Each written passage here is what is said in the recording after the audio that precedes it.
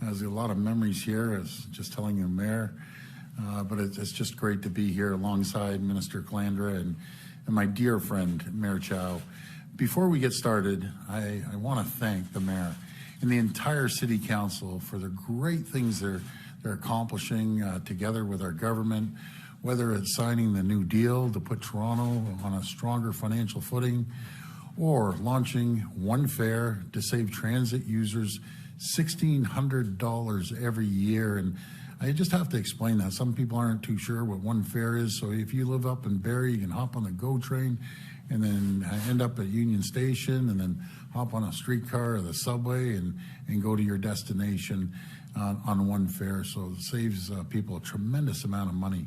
We're working together to get things done for the people of Toronto. And thank you for your partnership, Mayor.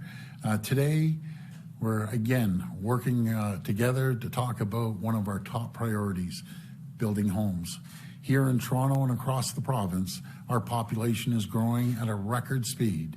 That's why it's never been so important to deliver on our commitment to build at least 1.5 million homes by 2031.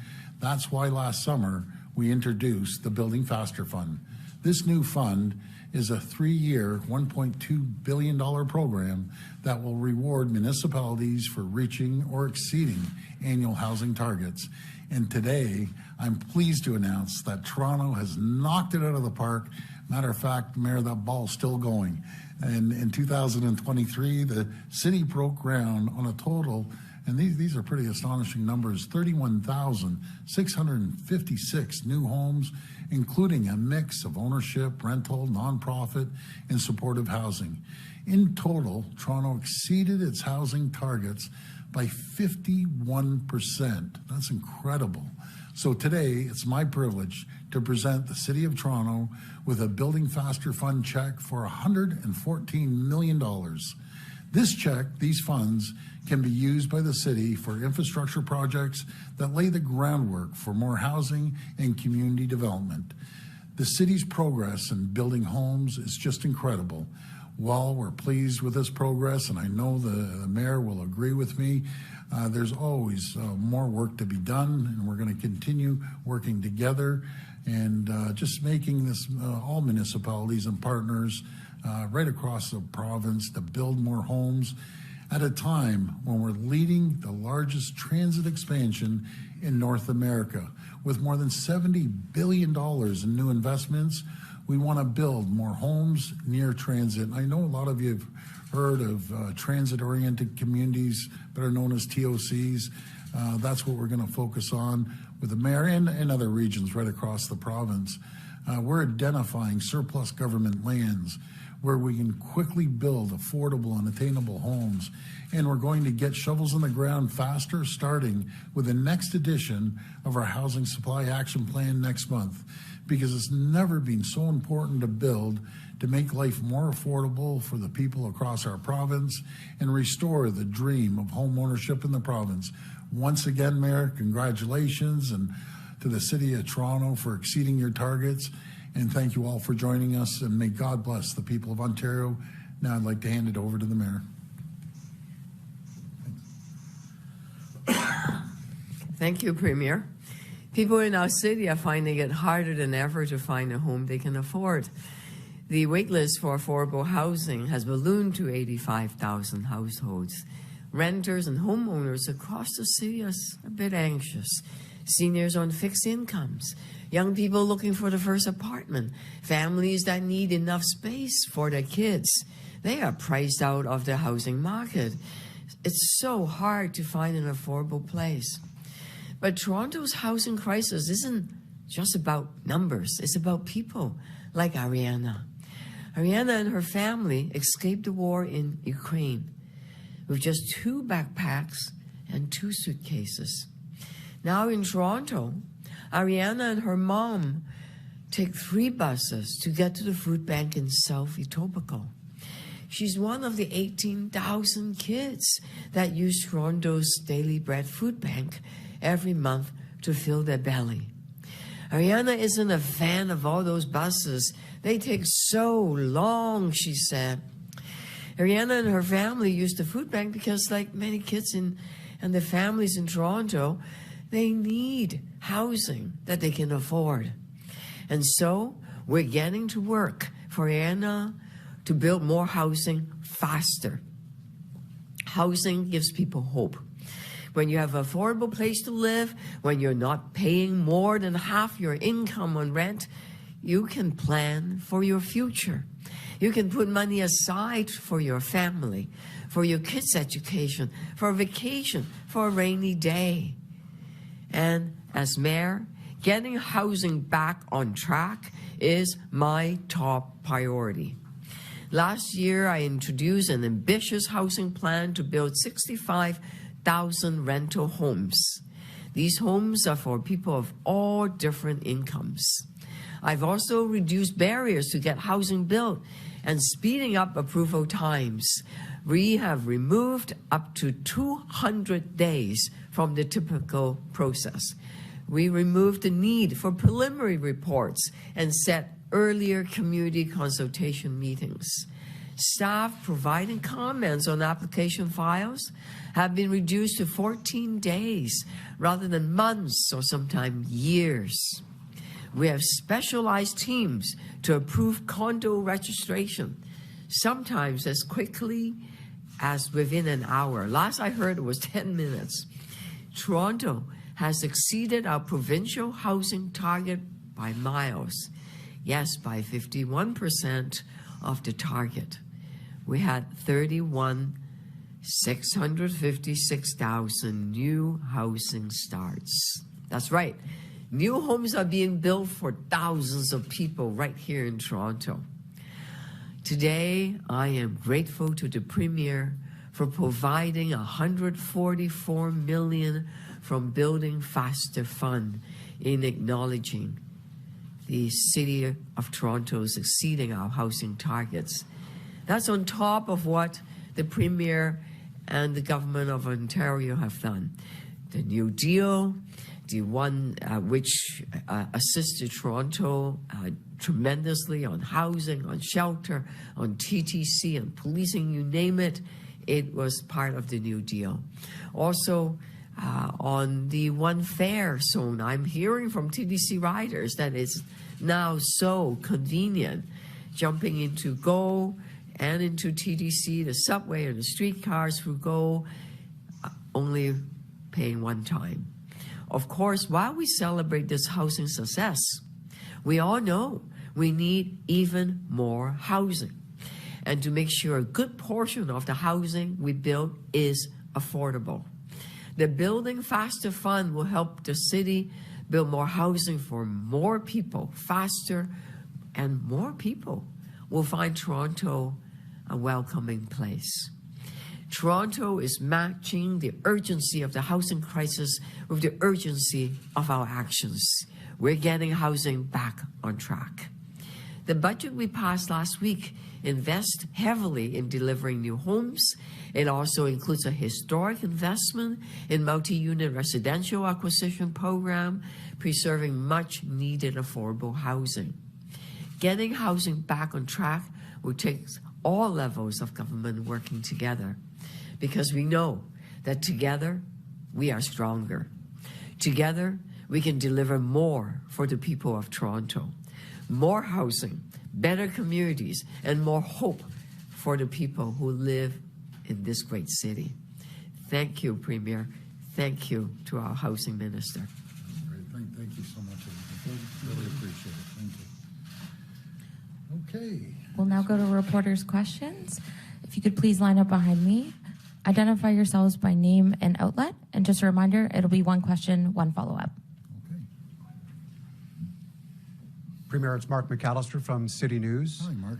I'm wondering if you could offer us your reaction. 1 week ago, Mayor Chow alluded to her budget being passed here at City Hall.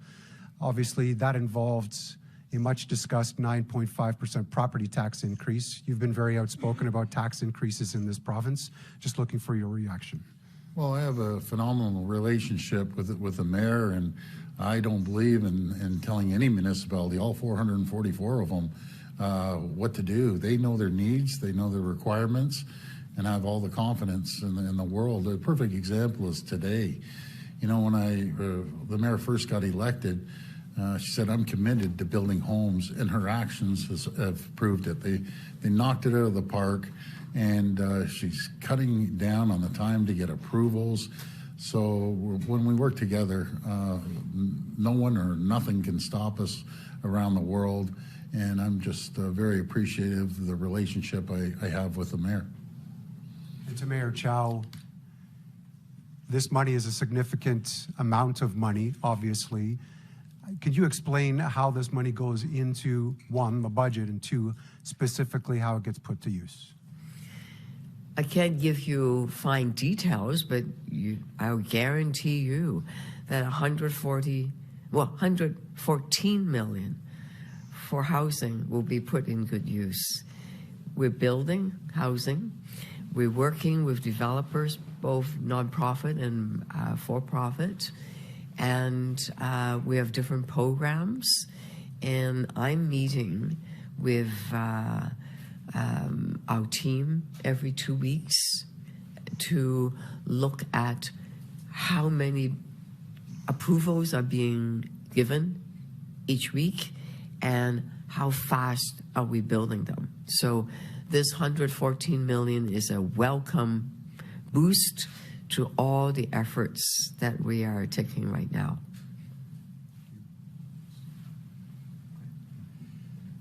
Hi, Premier. Matthew Bingley from Global News.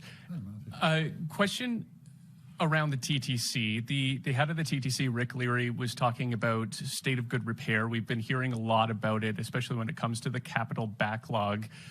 We've already seen one rail line in Scarborough fail with a derailment.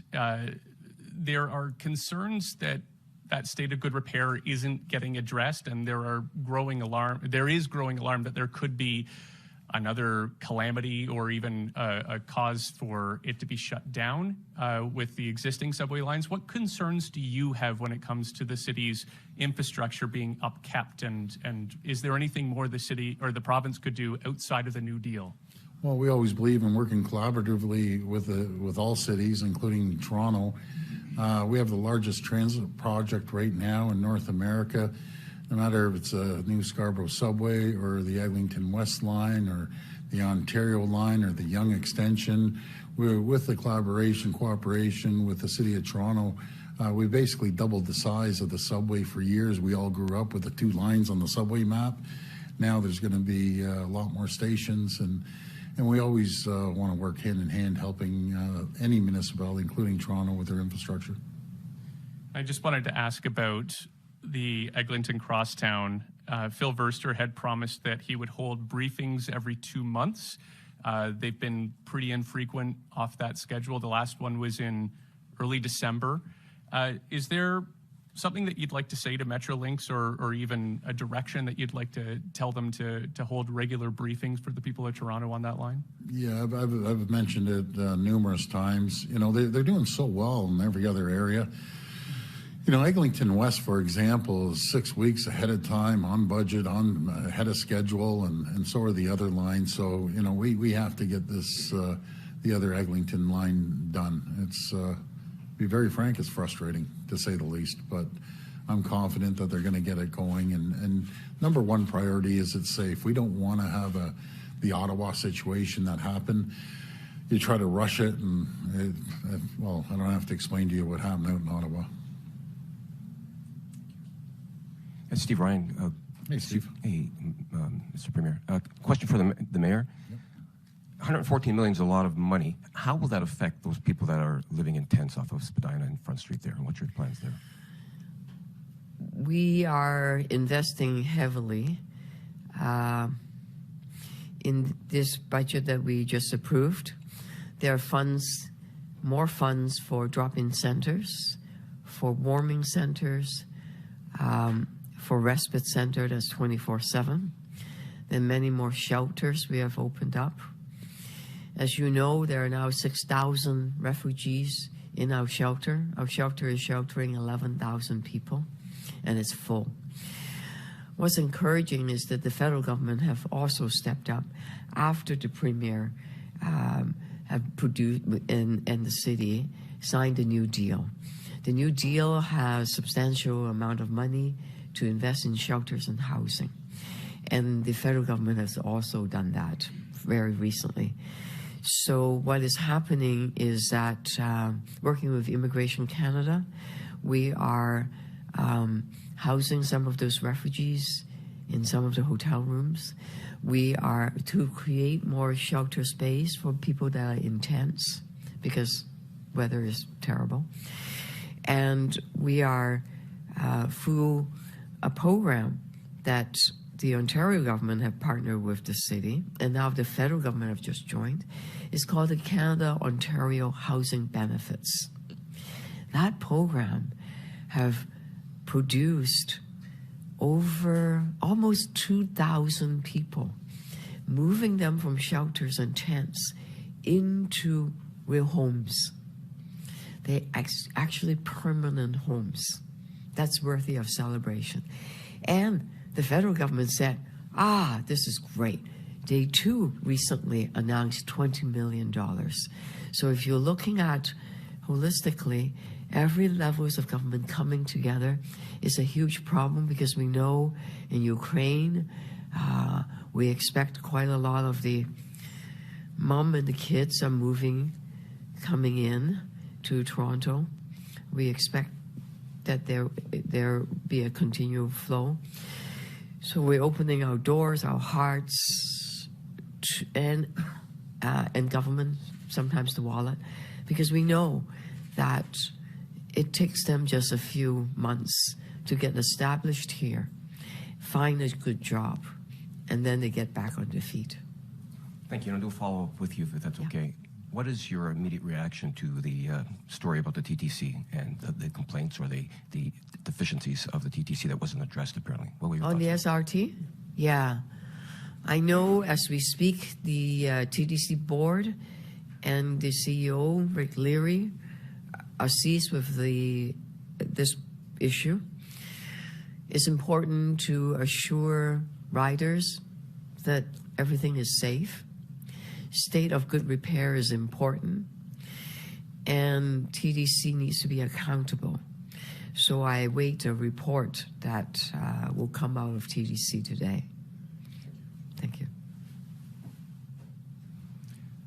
Sean Jefford, CBC Toronto. Premier, question on that topic. Is the derailment of the SRT last summer and these new details we're hearing today about the warning signs really a symptom of government inaction and a failure of the province to plan for a replacement for the SRT while it built the Scarborough subway extension? Oh, let's be fair and don't be pointing the fingers on responsibility. TTC falls under the City of Toronto. We've invested more money into transit than any government right now in North America, and supporting building a new transit system to modernize the transit system that we've had, and pouring money into infrastructure as well. So, we had a plan when I was down here. You want to go down memory lane, we were building a Scarborough subway 10 years ago, and the province at the time, Liberal government, shot it down. We had the approval from council, we had the approval from the federal government, and unfortunately, they declined it. So now we're building a proper transit system for the people of Scarborough and all of Toronto. And Premier, on another subject, your government's launched an ad campaign that appears intent on selling Ontarians on Ontario. Is that not a waste of money, and why do you need to do it? Yeah, well, I think those ads are incredible. Like I said today in the House, I'm getting calls. I know a lot of people in the U.S. Someone landed in LAX, and all they saw are Ontario ads. Folks, we've become an economic powerhouse, and thanks to the support of the city that makes up a large chunk of our GDP. I think it's 25%, maybe higher even. But we've seen 700,000 new jobs come to the province. We've seen $28 billion of EV vehicles and auto sector be invested here in Ontario, close to $20 billion in the tech sector, $3 billion in life sciences. We're the envy of North America right now. We have to tell the world, and especially our largest trading partner, the U.S., If we were a standalone country, we'd be the U.S.'s third largest trading partner. We do approximately $460 billion of two-way trade. We're the number one trading partner to 19 states, number two to 9 other ones. We want to tell our largest trading partner south of the border, come and invest in Ontario. We've cut over $8 billion of burden off the backs of companies, making ourselves more competitive. We reduced electricity and energy costs by 15 to 17%. So it's very, very competitive around the world. We're winning these deals. We probably have close to $30 billion on the table. We haven't landed yet. But what this equals, it equals opportunities, prosperity, that people and companies can thrive and prosper in the greatest jurisdiction anywhere in the world, and that's called Ontario. We need to get our story out, and not only around the U.S., the reason we tell the story here in Toronto, we have 120 nationalities. We have over 200 languages being spoke. And guess what? Those 122 nationalities, or 20 nationalities, they tell their relatives, they tell their friends, they tell their business partners around the world. You know, right now, we're doing extremely well. And as I said, when I have the governors come up to pay me a visit, or senators, one of them said, "You're eating our lunch." My response is, we're going to eat your breakfast, your lunch, your dinner, and dessert. So, you know, when you think of this, that thanks to the leadership of the mayor and other municipalities, we created more manufacturing jobs in Ontario than all 50 U.S. states combined. Think of that. More jobs in Ontario than all 50 states, manufacturing jobs in all 50 states combined. So we're blessed to live in an incredible jurisdiction like Ontario, and I'm just so proud of it. And we're telling the world, come and invest in Ontario. Best place to live, raise a family, start a business. Alicia Hashim from the Toronto Star. If I could start with the mayor, I have a question about the commercial parking levy report that was released today by staff. Does this approach proposed by staff, the citywide two-tier downtown suburb approach, do what you hope it would do in terms of raising the amount of money that you've been looking for from this kind of levy? And are you concerned whether there will be support for this, particularly from suburban councillors who may not like that their businesses will have to be paying that extra money? This levy is part of the long-term financial plan that came out last year. Remember in August, we had that special council meeting where I was faced with $1.5 to $1.8 billion shortfall. We had to enact a couple of immediate measures in order to counterbalance that. And of course, the New Deal made it, make the situation a bit better. This is part of the long-term financial plan. It's a report that is going out to all the residents of Toronto for consultation. I look forward to hearing what people think about this parking levy and whether they believe it's something, whether it's too low, too high. I'm sure that people have different opinions. So I await the results of the consultation. Thanks, Mayor. If I could also get the Premier's reaction to a commercial parking levy and whether that's the right direction for Toronto to be going in to fill some of the financial gaps that it has. Well, again, I'm just going to repeat what I said. I never believe in telling any municipality what they should or shouldn't be doing. That's up to them. They understand their finances better than I do. And that's going to be up to the City of Toronto. And I'm sure the mayor and the council, they know what they're doing, so they'll be up to them. Hi, Premier. Alison Jones with Canadian Press. I know you have your new deal with Toronto. Yes. I also know that since that was announced, a lot of other municipalities have spoken up asking for their own new deals. AMO is asking for something even bigger, a whole kind of rethink of the municipal-provincial relationship and talking about who pays for what, maybe reversing some of the downloading from the 90s. Is that a conversation you're prepared to have? Are you willing to entertain that at all? Well, we've handed more money to the 444 municipalities than any government ever. no matter if it's healthcare or if it's infrastructure or other housing, making sure that we put more money into mental health. And there's a wide range, but we've poured money into municipalities. Toronto is unique, like no other city in the country. And right now, after New York and LA, it's the third largest city in North America, growing rapidly. So they have a subway. No other region has a subway. They have a lot of pressure on the policing side. And I want to thank the mayor for supporting the police budget as well. But we're always there for the municipalities. We're always going to be there to support them. And we have a few really good announcements coming up to support small rural municipalities and the larger municipalities.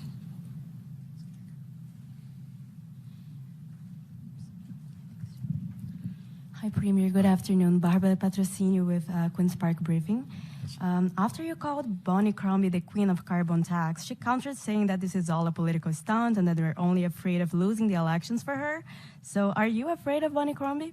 No, not at all. I just need to know, is she for the carbon tax and against the carbon tax? She was the queen of the carbon tax when she was in Ottawa. And it's proven when the energy costs go up, when gas goes up, inflation goes up. And it's been proven over and over again. And thank goodness we saw right now, we reduced 10.7 cents per liter off the gas pump. So that puts money back into people's pockets. We've also got rid of the tolls at the 412 and 418. The one fare is $1,600. So we just believe in a different methodology. Put money back in people's pockets. They're going to go out and do things they might otherwise not be able to do. Go for dinner, buy something, maybe put a little addition or renovation in their home.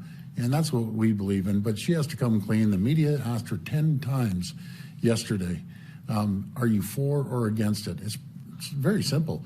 Either taking money out of people's pockets by the worst tax I've ever seen, or are you willing to put money back into people's pockets? That's a simple question. She needs to answer it, and she'll be held accountable. But make no mistake about it, she is the queen of the carbon tax. Oliver Moore, the Globe and Mail. First question for the mayor.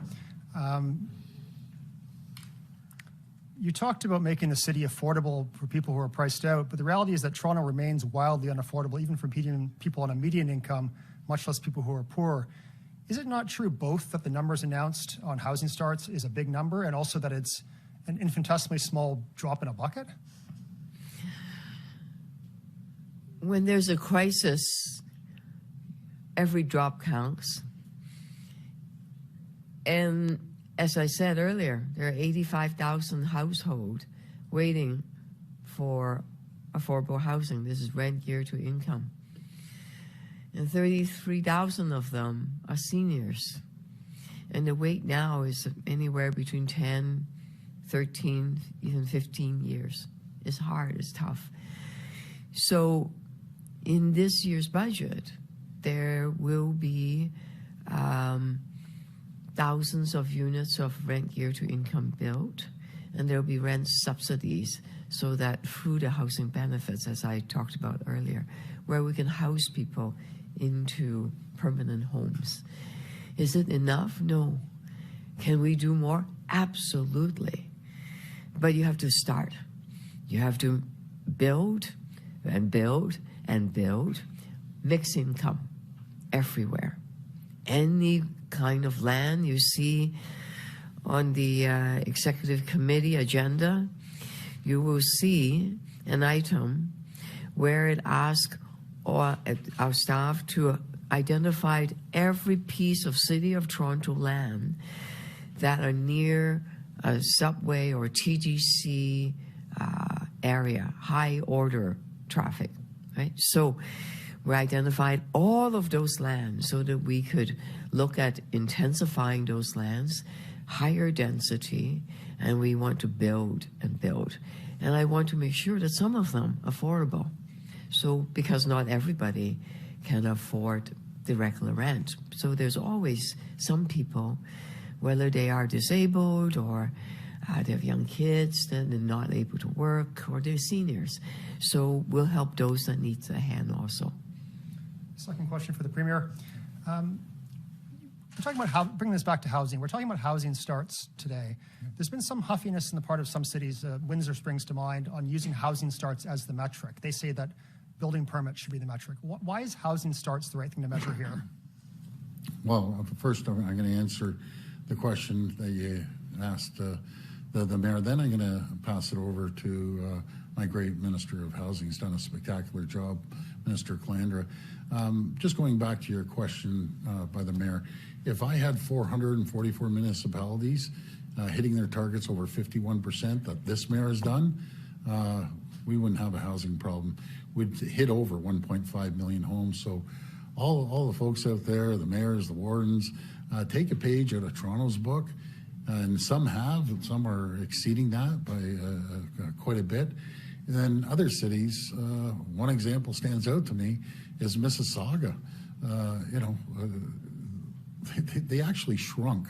How does the size of Mississauga shrunk? I'll tell you, the mayor failed. Bonnie Crombie failed, and she had the lowest housing starts in all of Ontario. That's unacceptable. We need everyone to continue building. Take a page out of the mayor's book here in Toronto, and over a number of years, we won't have these issues. So that's what I encourage everyone to do. Paul, over to you. Yeah, thanks. It is a good question, and we've received it a lot from the big city mayors as well. Look, the BFF fund was originally and is continuously focused on the shovels in the ground, right? The housing that has been enabled to help us build to our 1.5 million home mark. There are going to be a number of other supports that are going to be in place for those communities that through no fault of their own. There are some in York Region, Windsor is another one, that don't have the water and wastewater infrastructure that is required. There is more help on the way for that, but as the mayor has said, this also helps. It recognizes those communities that have removed obstacles and that are getting things done quicker and faster so that we can get shovels in the ground, and it supports their ongoing efforts to remove those obstacles so that we get shovels in the ground faster. So this isn't a punishment for those cities that haven't been able to do that. It's a recognition of those that are doing it and helping them so that they can continue to do that and put more shovels in the ground. So as I said, really extraordinary work with Mayor Chow, her officials in not only removing obstacles now, but what we're seeing going forward.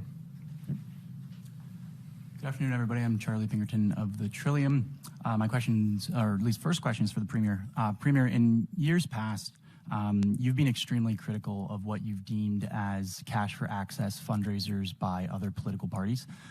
Yesterday, our outlet published reporting by my colleague Aidan Shamandi, who found that the vast majority of the over $27,000 that Colleges and Universities Minister Jill Dunlop raised for her PC Party Riding Association at a $900 a ticket event came from directors and executives of public college private partnership schools.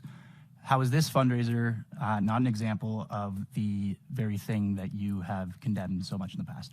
Well, I'm where I see this going with the federal government coming out of the blue and just annihilating that whole sector in one clean swoop and hurting colleges and universities, and we're going to be coming out with some support for those colleges and universities that have been hit. But again, we're pretty transparent right across the board. When it comes to any events, they're basically public. Anyone can come. It doesn't matter where they're from. But I can tell you one thing: no one can influence our government. No one can influence any minister at all. But thanks for that question. Okay, I guess I'll just ask for clarity. So do you not see this as a cash for access event? And then just as a second question, it's actually for Minister Calandra. One of the MZOs that was issued recently to protect flight paths for hospitals, at least one development company is now lobbying to have it changed because proposals that they have to build housing might have to be adjusted. They won't be able to build as many homes. Could this MZO be changed to allow more homes to be built? Sure. Yeah. As you know, the flight path, it's something that Transport Canada has identified, working with the City of Toronto Ministry of Health. We identified what the requirements were for the air ambulance to land at St. Mike's and the University Health Network sites. Those heights are reflected in the ministerial zoning order that I'm grateful for Mayor Chow and her team. They supported that. So no, we won't do anything that will interfere with ensuring the air ambulance has access to those hospitals and the emergency services that they provide. Thanks. John McGrath, TVO. A question for the minister as well. The housing lobby groups Build, GTA, and the OHBA have today released a report arguing against the use of use it or lose it provisions, something you've talked about being a potential part of the next phase of the Housing Supply Action Plan. They are warning that there could be all sorts of unintended consequences to those kinds of policies. Is that still something you're considering as you go forward? Yeah, absolutely. Look, I've heard from municipalities across the province, frankly, that this has become a problem in some circumstances where water and wastewater allocations have been held up for many, many years. It is on those types of projects where we want to have a use it or lose it provision. So I was pretty clear that we were going to do that. Look, I recognize how important, obviously we're not going to build any homes if the home building industry doesn't come along with us doing it.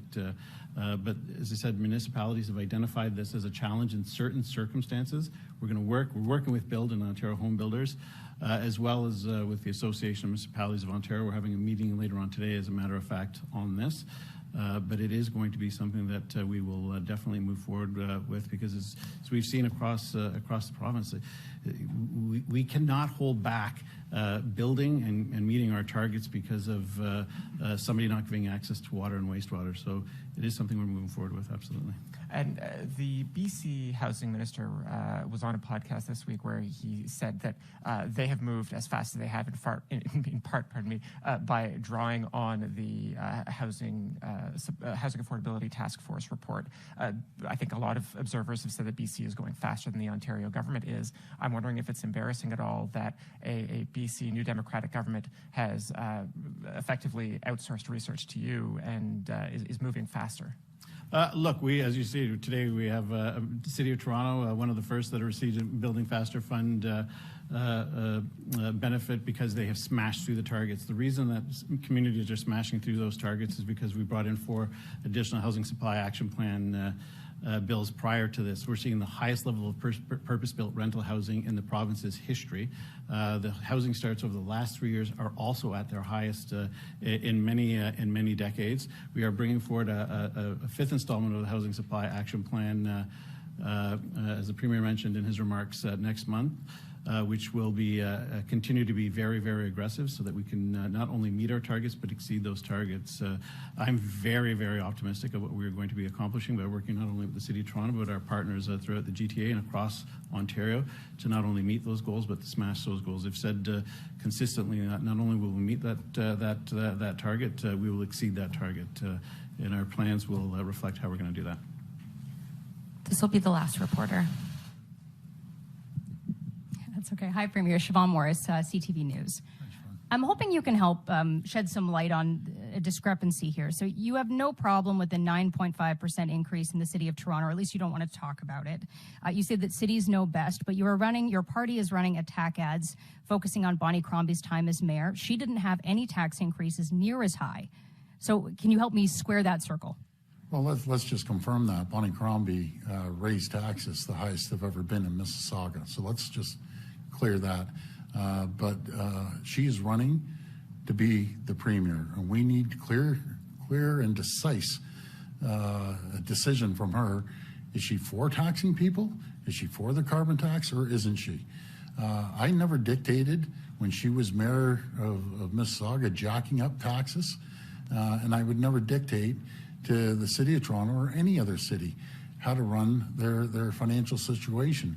But when you step into the big leagues and you want to be the Premier of Ontario, you got to answer these questions and don't dodge and weave like she did the other day with the media. At the end of the day, we saw what the Liberals did to this province for 15 years. They absolutely destroyed it. They lost 300,000 jobs. Companies were leaving in the droves. We had hospital hallway health care. They built, 600 long-term care homes. We're building 30,000 long-term care homes, and we're building transit. And that's the difference between ourselves and the previous government that literally destroyed our province. Now we're prosperous in Ontario. We're thriving. People are moving forward. There's 700,000 more people working today. That wasn't working under the Liberal government. So people will have a decision in a couple of years, and it's going to be a very clear decision. Thanks so much, everyone. Thanks, everyone. Thank you. Thanks, Mayor.